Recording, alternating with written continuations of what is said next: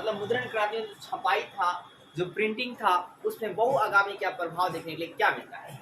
सबसे पहले बात करें दोस्तों, 15वीं शताब्दी में यूरोपीय बाजारों में क्या हुआ, 2 करोड़ मुद्रित किताबें छपी। 2 करोड़ मुद्रित किताबें क्या जी आई, मतलब 2 करोड़ जो है किताबें छापकर आई कहाँ, यूरोपीय बाजार में। तो 15वीं शताब्दी में यूरोपीय बाजार में जो है कितने किताबें आई, 2 करोड़ किताबें आई, ठीक है। इसके बाद 16वीं शताब्दी में 20 करोड़ किताबें आई, कितने आई, 20 करोड़ किताबें। अब किताबें बहुत ज्यादा आने लगी तो लोगों के विचार जो है थोड़ा खुलने लगे, लोग जो है समझदार होने लगे। साक्षरता दर क्या है कि बढ़ने लगी, साक्षरता दर क्या हुआ, बढ़ने लगा।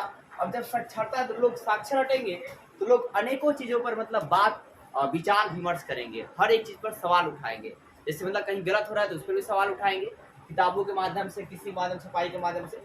एक आपको मैं बता दूं कि शताब्दी का मतलब क्या होता है। अगर मैं कहूँ कि 15वीं शताब्दी तो 1499 तक, मतलब उसमें आपका 15वीं शताब्दी कहेंगे तो उससे 1 साल कम कर लीजिएगा, तो आपका है क्या कि 1400 से लेकर 1401 से लेकर 1401 से लेकर 1400 आपका है क्या 99 तक, किस साल को कहा जाएगा 14वीं शताब्दी।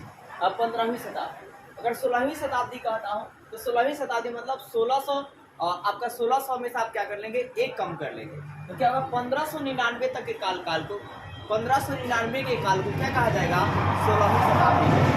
अगर मैं कहूँ 10वीं शताब्दी तो आप बोलेंगे क्या भाई साहब, उसमें क्या 1 कम कर लेंगे। देखो है क्या कि साक्षरता दर क्या हो गया कि भाई बढ़ने लगा। अब साक्षरता दर बढ़ने लगे, लोग विचार बात विमर्श करने लगे। फिर अब इसी तरह एक आदमी थे, धर्म सुधारक थे, जिनका नाम था मार्टिन लूथर। क्या नाम था, मार्टिन लूथर। तो मार्टिन लूथर जो है रोमन कैथोलिक चर्च की कुरीतियों की आलोचना की, मतलब जो चर्च में कुरीतियां होती थी, जो बेकार काम हो रहे थे, उस पर क्या किया उन्होंने, आलोचना करते हुए पंचनामे की स्थापना की, मतलब पंचनामे किताब लिखी 95, मतलब पंचनामे मतलब है साहब 95 स्थापनाएं क्या की, लिखी। और उसी स्थापना में से एक स्थापनाएं क्या की, पंचनामे एक क्या कीजिएगा कि ब्रिटेन वर्ग की गिरजा घर के दरवाजा पर टांग दिया गया, जिससे क्या हुआ, उसमें हो गया। फिर इसमें आपका है क्या, चर्च पर क्या हुआ, क्वेश्चन उठने लगे, चर्च पर क्या हो गया, क्वेश्चन उठने लगे, जिससे क्या हुआ, चर्च का विभाजन हो गया, चर्च का क्या हो गया, बंटवारा हो गया। और प्रोटेस्ट धर्म सुधार आंदोलन क्या हो गए, प्रारंभ हुए, प्रोटेस्ट धर्म सुधार आंदोलन क्या हुए, प्रारंभ हुए। इसके बाद मार्टिन लूथर जो थे, उन्होंने न्यूटो टेस्टामेंट के अनुवाद की किताबों जो है 1000 किताबें एक सप्ताह में लिखी गई। तो है क्या, मार्टिन लूथर की जो है न्यूटामेंट की अनुवाद की जो किताबें थी, एक हफ्ता में क्या हो गया, 1000 किताबें लिख गया। फिर दूसरा सेगमेंट निकला था या फिर भी गया भाई। तो मार्टिन लूथर ने मुद्रण के बारे में क्या कहा कि मुद्रण ईश्वर की दी गई एक महानतम देन है, मुद्रण ईश्वर की दी गई एक महानतम देन है, जो सबसे बड़ा क्या है, तोहफा है। तो आपका है क्या, मतलब ये बहुत बार क्वेश्चन पूछ लिया जाता है कि किसने कहा कि मुद्रण ईश्वर की दी गई महानतम देन सबसे बड़ा तोहफा है। ये कथन किनका है, तो मार्टिन लूथर जी का है। हमारे आपका है क्या, धर्म विरोधी विचारों को दबाने के लिए, मतलब धर्म जो धर्म का विरोध करते थे उनके विचारों को दबाने के लिए इंक्विजन शुरू किया गया। और क्या किया गया, उनकी किताबों पर क्या किए गए, प्रतिबंध लगा दिए गए। लेकिन फिर क्या हुआ कि चर्चों ने क्या किया कि देहाती क्षेत्रों में स्कूल स्थापित किए। अब देहाती क्षेत्र में स्कूल स्थापित किए तो लोग, बच्चे, गरीब बच्चे सारे पढ़ने लगे, और पढ़ने लगे तो साक्षरता दर क्या होगी, बढ़ गई। कितनी बढ़ गई, तो 60 से 80% साक्षरता क्या हो गया, बढ़ गया। ये काम बहुत अच्छा रहा। न्यूटन और थॉमस पेन और वॉल्टेयर और रूसो ने रूसो की जो पुस्तक भारी मात्रा में छापी गई, और भारी मात्रा में जब छापी गई भाषा दोस्तों, भारी मात्रा में पढ़ी भी गई। और जब भारी मात्रा में पढ़ी गई तो उन्होंने क्या किया, सारे को तकनीकी विकास, हिस्ट्री क्लास 10th में।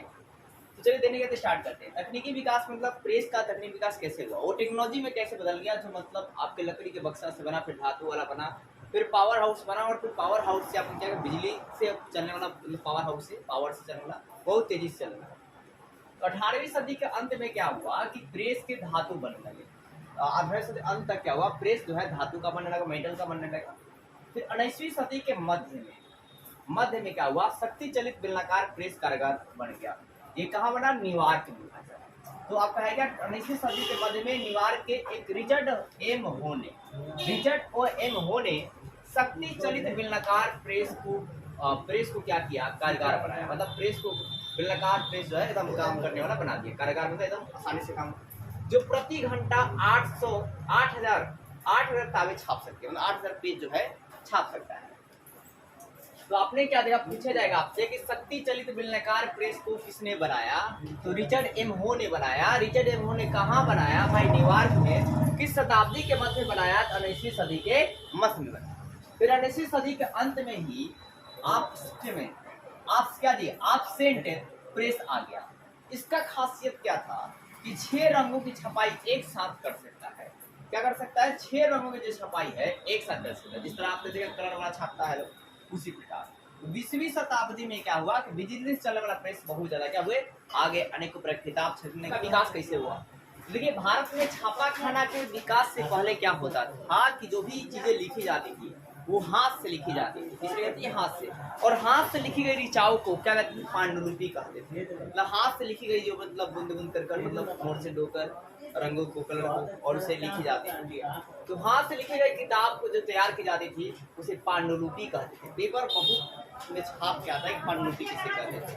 तो है क्या कि जब भारत में छापा खाना का विकास जो है नहीं हुआ था, तो भारत में छापा खाना का विकास से पहले मतलब चीन में छापा खाना का विकास में उसके पहले भी हाथ से लिखकर किताबें क्या तैयार की जाती थी, ठीक है।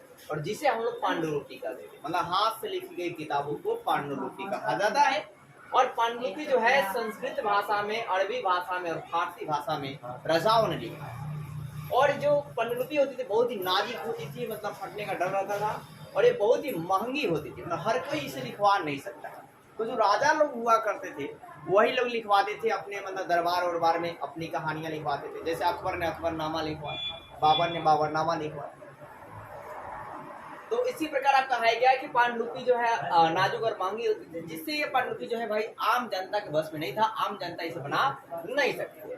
तो ऐसे में आम जनता नहीं पहुंच पाता था। लेकिन जब क्या हुआ दोस्तों कि छापा खाना का विकास हो गया, तो सबसे पहले पुर्तगालियों ने 16वीं सदी में धर्म प्रचार के माध्यम से इंडिया में छापा खाना आया। तो पूछ लिया जाता है कि इंडिया में छापा खाना कैसे, इंडिया में छापा खाना जो है कौन लेकर आया, तो पुर्तगालियों ने। किसने लाया, पुर्तगालियों ने। किस सदी में, 16वीं सदी में। किस प्रचार, कैसे माध्यम से, धर्म प्रचार के माध्यम, अपने धर्म के प्रचार के लिए उन्होंने आया। जैसे जेसुइट पुजारियों ने कोंकणी में बुकें छापी। जो जेसुइट पुजारी थे वो कोंकणी में किताबें छापी और लोगों को अपनी बात पहुंचाई। फिर जो कैथोलिक पुजारी थे वो 1579 में यानी 1589 में तमिल बुकें छापी और अपनी बातें कही। फिर डच प्रोस्टेटों ने कई बुकों का अनुवाद किया और लोगों तक पहुंचाया। इस तरह भारत में समाचार पत्र का उदय जो है 19वीं शताब्दी में हुआ, और जिससे देश प्रेम की क्या हुई भावना जगी और राष्ट्र का निर्माण की भावना जगा। मतलब कई लेखकों ने अपने किताबों के माध्यम से लोगों को जगाने का प्रयास किया कि हमें अपने देश को स्वतंत्र करना चाहिए। तो सबसे पहले आधुनिक भारतीय प्रेस का प्रारंभ कब होता है, 1766 में। किनके द्वारा होता है, तो विलियम वोल्टस के द्वारा होता है। किसके द्वारा होता है, विलियम वोल्टस के द्वारा। और ये समाचार पत्रों का प्रकाशन करते हैं। तो आपका है कि आधुनिक भारतीय प्रेस का प्रारंभ कब होता है, 1766 में। किनके द्वारा, विलियम वोल्टस के द्वारा। और इन्होंने समाचार पत्रों का क्या प्रकाशन किया, मतलब किताबें बहुत सारी छापी। और इनके काम को देखते हुए ईस्ट इंडिया कंपनी जो है अनहैप्पी हो जाती है, ना खुश हो जाती है, पसंद नहीं आता है इनका काम। तो इनको क्या करते हैं, इंग्लैंड भेज देती है। क्या करते हैं, इंग्लैंड भेजती है। फिर 1780 में बंगाल गजट जो है प्रकाशित होता है जेके हेगी के द्वारा। किसके द्वारा, जेके हेगी द्वारा। अब जेके हेगी के भी मतलब बंगाल गजट की जो बातें हैं अच्छी नहीं लगती है, तो कंपनी का जो आलोचना करते हैं, कंपनी जो है खराब है, ये फलना ढिंगना है, तो भाई कंपनी का शिकायत करते हैं। तो ऐसे में जेके हेगी ने क्या कर दिया भाई साहब, जेके हेगी को क्या कर दी, कंपनी को जब्त कर लिया था, इनको सजा सुना दिया। फिर आगे चलकर नवंबर 1790 में ही इंडिया गजट नाम की समाचार पत्र आती है। और ये दूसरा भारत का समाचार पत्र था। क्या था, दूसरा भारत का समाचार पत्र था। लेकिन आपका यूरोपीय नहीं थी, क्या था। और देखिए 18वीं सदी के अंत में कलकत्ता कोरियर, एशियाटिक मिरर और ओरियल्स Star, Bombay Gazette, Madras Gazette समाचार पत्र जो है छपी। और ये सभी किताबें जो है, ये सभी जो समाचार पत्र थी वीकली थी, और ये एक एक दिन करके आती थी, और एक दूसरे से लड़ते नहीं थे बल्कि एक दूसरे पूरक थे, प्रतिस्पर्धा नहीं थी। तो आपने अभी क्या देखा कि आधुनिक भारतीय प्रेस प्रारंभ 1766 में विलियम वोल्टस के द्वारा होती है। एक समाचार पत्र को प्रकाशित किया जाता है। इनके काम से जो है ईस्ट इंडिया कंपनी खुशी नहीं रहती है, तो इनको इंग्लैंड भेज देती है। फिर 1780 में बंगाल गजट जो है जेके हेकी के द्वारा जेके हेकी ने प्रकाशित किया और उसमें कंपनी की ईस्ट इंडिया कंपनी का रचना की, तो कंपनी ने इनको सजा सुना दिया। फिर नवंबर 1790 में इंडिया गजट आया, जो दूसरा भारतीय समाचार पत्र था। पहला भारतीय समाचार पत्र बंगाल गजट, दूसरा भारतीय समाचार पत्र इंडिया गजट। 18वीं सदी के अंत में कलकत्ता कोरियर, एशियाटिक मिरर, ओरियर Star, Bombay Gazette, Madras Gazette समाचार पत्र जो है छपी, और ये सभी क्या थी, वीकली समाचार पत्र थी। निम्नलिखित वीकली समाचार पत्र कौन थी, इसमें से जो ऑप्शन आएगा आपको लगाना। तो अब हम देखने वाले हैं भारतीयों द्वारा प्रथम समाचार पत्र जो है कब छपा गया। 1816 में गजघर भ्रष्टाचार के द्वारा। किस तरह?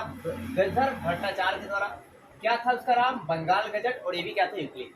तो भारतीयों द्वारा प्रथम समाचार पत्र जो है किसने छपा? तो गजघट आपका है क्या, गजघट भट्टाचार्य द्वारा। क्या नाम था? बंगाल गजट। एक ऐसी थी, वीकली थी। कब छपा गया? 1816 में। फिर इसके 2 साल बाद क्या हुआ कि 1818 में ब्रिटिश व्यापारियों ने भी जेम्स सिल्क बकिंघम पत्रकारिता निकाली। इसके बाद ये पत्रकारिता जो है बहुत ज़्यादा जो है अंग्रेजों का बुराइयां करती थी, और हेस्टिंग और जॉन एडमंड्स को क्या किया, उलझन में डाल दिया। अब इसके बाद जब ये बहुत सारे उलझन में डाल रहा था, तो इनको भी क्या करते हैं, इंग्लैंड भेज दिया। कब? 1823। इस बीच क्या हुआ, 1821 में बंगाल में बंगाली भाषा में शनिवादी कैमुदी समाचार पत्र आई, और 1822 में फारसी भाषा में मिरातुल अखबार आई। और इसके संस्थापक कौन थे? तो राजा राम मोहन राय। कौन थे? राजा राम मोहन राय थे। और इन्होंने 1822 में दैनिक बम्बई नाम की समाचार पत्र निकाली।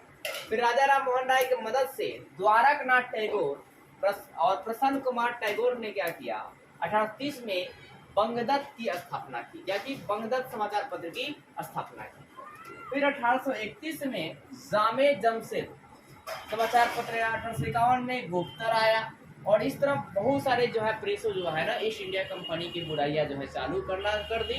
तो ऐसे में प्रेसों पर अंग्रेजों ने क्या किया, अनेकों प्रकार के प्रतिबंध जो है लगा दिया।